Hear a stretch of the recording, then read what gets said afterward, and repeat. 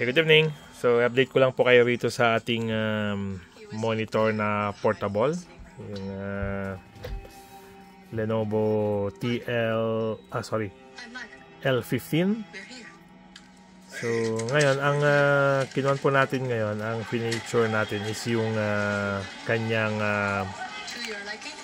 capability na gamitin na parang monitor. Pero for this time, cellphone ang ginamit po natin. So, tinest natin sa Apple. So, yun po yung ating main. And then, connected dito sa other port niya. Kasi dalawang ports po ito, kabilaan. Ito yung isa. Ito yung pangalawa. Okay? So, kapag gamit po natin ang laptop, wala na pong additional power na kailangan ito. Kasi, kumukuha itong L15 monitor ng power galing dito sa computer. Pero this time, kapag phone po, hindi niya kayang i-power yung monitor.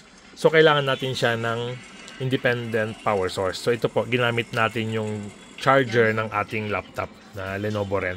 Okay? So, plug and play na po siya. Once na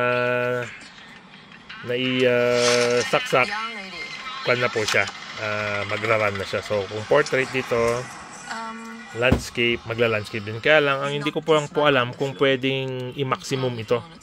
Pero since maximum naman na dito sa cellphone, so siguro yan na po yung sa ganyan. Pero pag-aralan po natin next time kung may sasagad pa natin ito. Pero this time, yan na po yung pinakamalaki. And happy na po tayo dyan.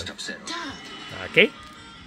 So, yan po ang ating update sa ating Lenovo L15 portable monitor using cellphone as secondary monitor niya ng cellphone. Okay? So, sa Apple, okay siya. Then, sa Android, okay din naman po siya.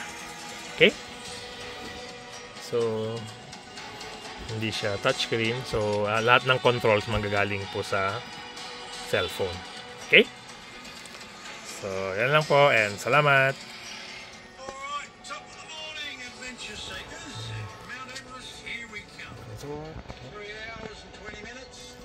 Okay? Salamat po!